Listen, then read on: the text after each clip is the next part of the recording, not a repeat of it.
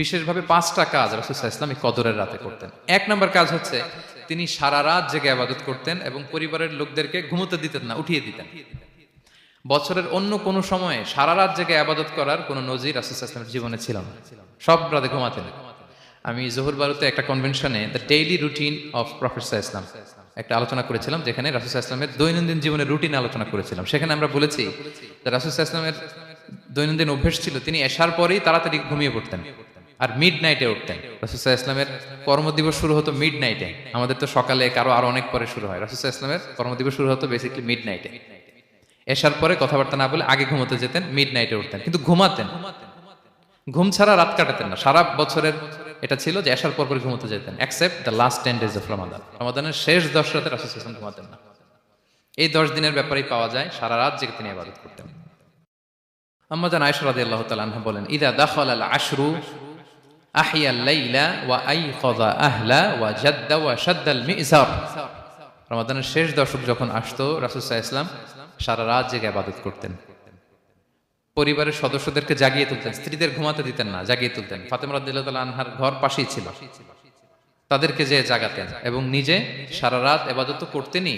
জাদ্দা ওয়া শাদ্দাল মিজার, খুবই বলিষ্ঠ ভাবে, খুব মজবুত ভাবে কোমরে গামছা বেঁধে নামার একটা এক্সপ্রেশন এখানে দেওয়া হয়েছে। মিজার, ইজহার মানে হচ্ছে বাংলা করলে হয় লুঙ্গি। লুঙ্গি আমরা যখন খুব শক্ত কোনো কাজ করতে যাই তখন তারা কি করে, খুব টাইট করে লুঙ্গিটা বাঁধে। তার মানে বোঝানো হচ্ছে রাসূল সাল্লাল্লাহু আলাইহি ওয়াসাল্লাম কোমরে ভালো করে লুঙ্গি বেঁধে বা গামছা বেঁধে আটগাট বেঁধে নামতেন শেষ 10 দিনের জন্য। এই সময় তিনি মানে কাউকে কেমন যেন চিনতেন না, সবসময় ইবাদতে মগ্ন থাকতেন। এটা আমরা করতে পারি যে শেষ 10 দিনে, আর যেহেতু 3 দিন বাকি, আমরা একটা স্পেশাল প্ল্যান করতে পারি যে আমরা আমাদের সর্বোচ্চটুকু উজাড় করে দিয়ে লাস্ট 10 days অফ রমাদানের এই বরকত আমরা হাসিল করব, এটা যেন আমাদের মিস না হয়। তাহলে এটা আমরা একটা পেলাম। 2 নাম্বার হচ্ছে ইতিকাফ করা। রাসূলুল্লাহ সাল্লাল্লাহু আলাইহি ওয়াসাল্লাম রমাদানের শেষ 10 দিন ইতিকাফ করতেন। আমাদের আয়েশা রাদিয়াল্লাহু তাআলা আনহা বলেন, কানা ইয়াতাকিফুল আশরাল আওয়াখির মিন রমাদান। রমাদানের শেষ দশকে তিনি ইতিকাফ করতেন হাত্তা তাওয়াফাহুল্লাহ, ওনার ইন্তেকালের আগ পর্যন্ত এই অভ্যাসটাই তিনি জারি রেখেছেন। সুম্মা আতাকাফা আজওয়াজুহু মিন বাদে, তারপরে ওনার স্ত্রীরা ইতিকাফ করেছেন। আরেক বর্ণনায় এসেছে ইয়াতাকিফু কুল্লা রমাদান 10 আইয়াম, প্রতি রমাদানে তিনি 10 দিন ইতিকাফ করেছেন। কিন্তু যেই বছর তিনি ইন্তেকাল করবেন সে বছর তিনি 20 দিন ইতিকাফ করেছিলেন। প্রতি রমাদানে 10 দিন, আর যে বছর ইন্তেকাল করবেন সে বছর কয় দিন? 20 দিন তিনি ইতিকাফ করেছিলেন মসজিদে নববীতে। তাহলে আমরা এই রমাদানের শেষ দশকে এটা করতে পারি। 2 নম্বর পয়েন্ট হচ্ছে ইতিকাফ করা। যারা আমরা করিনি তারা আমরা ইতিকাফ করতে পারি। আমাদের আইআইএম এর মসজিদ এটা ইতিকাফের জন্য একটা উর্বর জায়গা। আমরা যখন এই ক্যাম্পাসে ছিলাম তখন দেখেছি যে এখানকার ইতিকাফের পরিবেশ যে এত সুন্দর এটা কল্পনাই করা যায় না। অসাধারণ পরিবেশ। আপনি যদি ইতিকাফ নাও করেন, রাত 2টা বা 3টার দিকে সেন্ট্রাল মস্কে এসে বসে থাকলেও হবে। রাত 2টা 3টার দিকে এসে বসে থাকলে দেখবেন যে কেউ সেজদায় পড়ে কান্না করতেছে, কেউ হালাকা করতেছে, কেউ তাসবিহ পড়তেছে, কেউ কোরআন তেলাওয়াত করতেছে। মানে এত সুন্দর পরিবেশ, ওটা দেখলেই আপনার ইবাদত করতে মন চাইবে। তো আমরা যেন ইতিকাফ করার চেষ্টা করি। ইতিকাফ করতে না পারলে শেষ দশকের রাতগুলো যেন মসজিদে কাটানোর চেষ্টা করি, তা না পারলেও বাসায় যেন এই রাতগুলো আমরা মিস না করি। বিশেষ করে সেন্ট্রাল মস্কে তো অসাধারণ পরিবেশ, এটা হাইলি রেকমেন্ডেড। ইফ পসিবল আপনারা আসবেন, এখানে ইবাদতের চমৎকার পরিবেশ থাকে। 3 নাম্বার হচ্ছে রাসূল সাল্লাল্লাহু আলাইহি ওয়াসাল্লাম এবং জিবরাইল আলাইহিস সালাম যৌথভাবে কোরআন রিভিশন করতেন। খুব ইন্টারেস্টিং।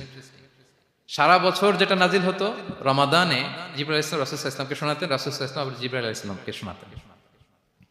সহিহ বুখারীর বর্ণনা, কানা জিবরিলু ইয়ালকাহু ফি কুল্লি লাইলাতিন মিন রমাদান ফায়ুদারিসুহুল কুরআন। প্রতি রমাদানের প্রতি রাতে এসে রাসূল সাল্লাল্লাহু আলাইহি ওয়াসাল্লামের সাথে কোরআন মুদারাসা করতেন। সহিহ মুসলিমের বর্ণনায়, আন্না জিবরিল কানা ইউআরিদুহু বিল কুরআন কুল্লা আমিন মাররা। প্রতি বছর রমাদানে একবার শোনাতেন বা শুনিয়েছেন, যে বছর তিনি ইন্তেকাল করবেন তিনি 2 বার শুনিয়েছিলেন। আরাদা ইউআরিদু মানে এটা ফ্রম বোথ সাইড।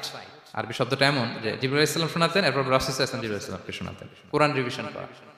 তো এই শেষ দশকের রাতগুলোতে আমরা যেন বেশি বেশি কোরআন পড়ি। কোরআন তেলাওয়াত, কোরআনিক রেসাইটেশন হতে পারে, কোরআনের অর্থ পড়া হতে পারে, তাদাব্বুরে কোরআন হতে পারে, কোরআনের হালাকায় জয়েন করা হতে পারে। ইন ইটস এনি ফর্ম আমরা যেন কোরআনের সাথে অ্যাটাচমেন্টটা বাড়াই লাস্ট 10 days অফ রমাদানে। 4 নাম্বার কিয়ামুল লাইল করা। রাসূল সাল্লাল্লাহু আলাইহি ওয়াসাল্লাম কিয়ামুল লাইল করতেন এবং কিয়ামুল লাইল শব্দটাকে রাসূল সাল্লাল্লাহু আলাইহি ওয়াসাল্লাম কদরের সাথে জুড়ে দিয়েছেন। সহিহ বুখারীর বর্ণনায় তিনি বলেছেন, মান কামা লাইলাতুল কদরি ঈমানা ওয়া ইহতিসাবা গুফিরা লাহু মা তাকদ্দামা মিন যামবি। কদরের রাতে যে কিয়ামুল লাইল করে বিশ্বাস নিয়ে এবং নাজাতের প্রত্যাশা নিয়ে, তার পূর্বের সমস্ত গুনাহ আল্লাহ তাআলা ক্ষমা করে দিবেন।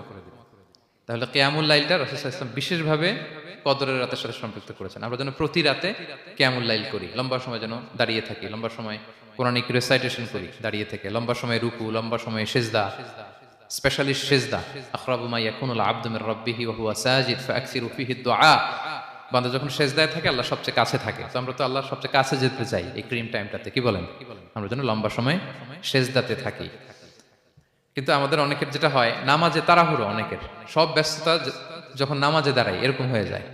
রাসূল সাল্লাল্লাহু আলাইহি ওয়াসাল্লামের সালাত যদি আমরা খেয়াল করি, বিশেষ করে কিয়ামুল লাইলে এত যে সুন্দর ছিল। আম্মাজান আয়েশা রাদিয়াল্লাহু তাআলা আনহাকে জিজ্ঞেস করা হয়েছিল যে, হে আম্মাজান, রাসূল সাল্লাল্লাহু আলাইহি ওয়াসাল্লামের কিয়ামুল লাইল কেমন ছিল, কিভাবে কিয়ামুল লাইল করতেন? তা আম্মাজান আয়েশা দেখেন ওনার এক্সপ্রেশনটা কত সুন্দর। তিনি বলেছেন, ফালা তাসআল আন হুসনিহিন্না ওয়া তুলিহিন্না। রাসূল সাল্লাল্লাহু আলাইহি ওয়াসাল্লামের কিয়াম যে কত সুন্দর ছিল, কত লম্বা ছিল, আমায় জিজ্ঞেস করুন, আমি বলতে পারবো না। আমরা অনেক সময় যখন খুব বেশি চমৎকার কিছু হয় তো আমরা কি বলি, ভাই এত সুন্দর ছিল আমি বোঝাতে পারবো না, এরকম বলি না? যে এত অসাধারণ আমি বলে বোঝাতে পারবো না। বাংলাতেও কিন্তু আমরা বলি এত চমৎকার, বলে বোঝাতে পারবো না, শব্দের বুননে, ভাষার বুননে আমি ফুটিয়ে তুলতে পারবো না। তো আমাদের আয়েশা এটাই বলেছিলেন, ফালা তাসআল আন হুসনিহিন্না ওয়া তুলিহিন্না। রাসূল সাল্লাল্লাহু আলাইহি ওয়াসাল্লামের রাতের নামাজ কিয়ামুল লাইল যে কত সুন্দর ছিল, কত দীর্ঘ ছিল, লম্বা ছিল, আমায় জিজ্ঞেস করো না, আমি বলে বোঝাতে পারবো না। সুবহানাল্লাহি ওয়া বিহামদিহি। আমরা যেন লম্বা সময় কিয়ামুল লাইল করি। আমাদের আয়েশা রাদিয়াল্লাহু তাআলা আনহা আরো বলেন, কানা ইয়াকুমু মিনাল লাইলি হাত্তা তাতাফাত্তারা কদামা। এত দীর্ঘ সময় দাঁড়িয়ে থাকতেন, থাকতে থাকতে ওনার পা ফুলে যেত, পা দুটো ফুলে যেত। আপনিও দীর্ঘ সময় দাঁড়িয়ে দেখেন যে পায়ে ঝিম ধরে যাবে, পা ফুলে যাবে, এটা করতেন রাসূল সাল্লাল্লাহু আলাইহি ওয়াসাল্লাম। তো আম্মাজান আয়েশা বলেন, ইয়া রাসূলুল্লাহ লিমা তাসনাউ হাযা ওয়া কদ গুফিরা লাকা মা তাকদ্দামা মিন যামবিকা মা তাআখার। আপনি এত কষ্ট কেন সহ্য করেন নিজের দেহের উপরে? আপনার তো আগের পরের সব গুনাহই মাফ। আদতে তো রাসূল সাল্লাল্লাহু আলাইহি ওয়াসাল্লামের গুনাহই নেই, তিনি নিষ্পাপ।